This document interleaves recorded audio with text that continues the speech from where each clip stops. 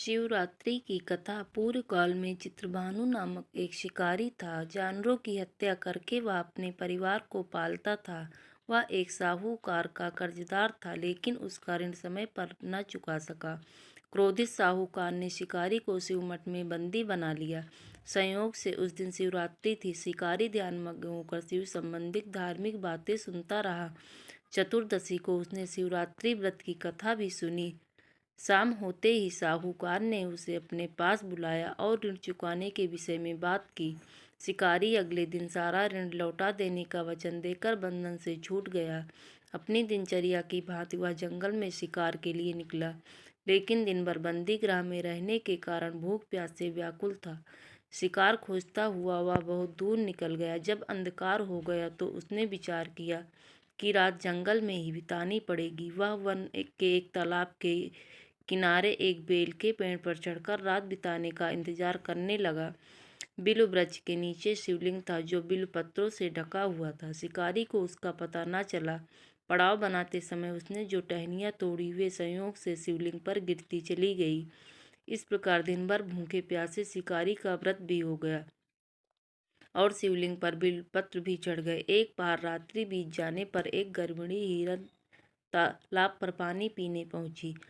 शिकारी ने धनुष पर तीर चढ़ाकर ज्यों ही प्रत्यंचा खींची, हिरणी बोली, मैं गर्भिणी हूँ, शीघ्र ही प्रसव करूंगी। तुम एक साथ दो जीवों की हत्या करोगे, जो ठीक नहीं है। मैं बच्चे को जन्म देकर शीघ्र ही तुम्हारे समक्ष प्रस्तुत हो जाऊंगी, तब मार लेना। शिकारी ने प्रत्यंचा ढीली कर दी और हिरणी जंगल झाड़ियों में लुप्त हो गई। प्रत्यंचा चढ़ाने तथा ढीली करने के वक्त कुछ बिल्वपत्र अनायास ही टूटकर शिवलिंग पर गिर गए। इस प्रकार उससे अनजाने में ही प्रथम प्रहर का पूजन भी संपन्न हो गया।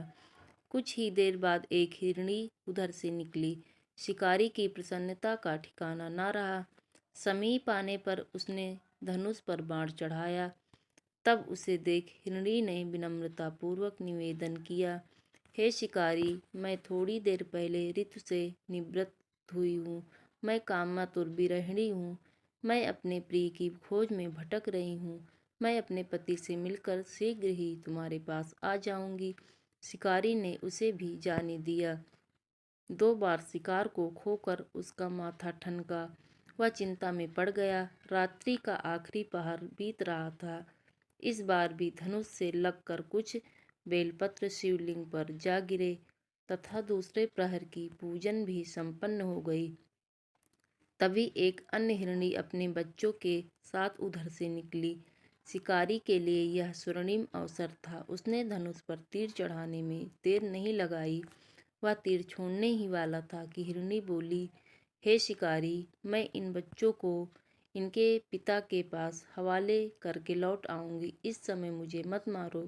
शिकारी हंसा और बोला, सामने आए शिकार को छोड़ दूं। मैं ऐसा मूर्ख नहीं हूँ। इससे पहले मैं 2 बार अपना शिकार खो चुका हूँ। मेरे बच्चे भूख प्यास से व्यग्र हो रहे होंगे। उत्तर में हिरणी ने फिर कहा, जैसे अपने बच्चों की ममता सता रही है, ठीक वैसे ही मुझे भी। हे शिकारी, मेरा विश्वास करो, मैं इनके पिता के पास छोड़कर तुरंत लौटने की प्रतिज्ञा करती हूँ। हिरणी का दुख भरा स्वर सुनकर शिकारी को उस पर दया आ गई। उसने उस मृगी को भी जाने दिया। शिकार के अभाव में तथा भूख प्यास से व्याकुल शिकारी अनजाने में ही बेल वृक्ष पर बैठा बेल पत्र तोड़ तोड़ कर नीचे फेंकता जा रहा था। पाँव फटने को हुई तो एक हष्ट पुष्ट मृग उसी रास्ते पर आया। शिकारी ने सोच लिया कि इसका शिकार वो अवश्य करेगा। शिकारी की तनी प्रत्यंचा देखकर मृग विनीत स्वर में बोला, हे शिकारी, यदि तुमने मुझसे पूर्व आने वाली 3 मृगियाँ तथा छोटे छोटे बच्चे को मार डाला है, तो मुझे भी मारने में विलंब न करो, ताकि मुझे उनके वियोग में एक क्षण भी दुख न सहना पड़े। मैं हिरणियों का पति हूँ। यदि तुमने उन्हें जीवन दान दिया है, तो मुझे भी कुछ क्षण का जीवन देने की कृपा करो। मैं उनसे मिलकर तुम्हारे समक्ष उपस्थित हो जाऊंगा। मृग की बात सुनते ही शिकारी के सामने पूरी रात का घटना चक्र घूम गया। उसने सारी कथा मृग को सुना दी। तब मृग ने कहा, मेरी तीनों पत्नियां जिस प्रकार प्रतिज्ञाबद्ध होकर गई हैं, मेरी मृत्यु से अपने धर्म का पालन नहीं कर पाएंगी। अतः जैसे तुमने उन्हें विश्वास पात्र मानकर छोड़ा है, वैसे ही मुझे भी जाने दो। मैं सबके साथ तुम्हारे सामने शीघ्र ही उपस्थित होता हूँ। थोड़ी ही देर बाद वह मृग सपरिवार शिकारी के समक्ष उपस्थित हो गया ताकि उनका शिकार कर सके, किंतु जंगली पशुओं की ऐसी सत्यता, सात्विकता के सामूहिक प्रेम भावना देखकर शिकारी को बड़ी ग्लानि हुई। उसने मृग परिवार को जीवन दान दे दिया। अनजाने में शिवरात्रि के व्रत का पालन करने पर भी शिकारी को मोक्ष की प्राप्ति हुई। जब मृत्युकाल में यमदूत उसके जीव को ले जाने आए तो शिवगणों ने उन्हें वापस भेज दिया और शिकारी को शिवलोक भेज दिया।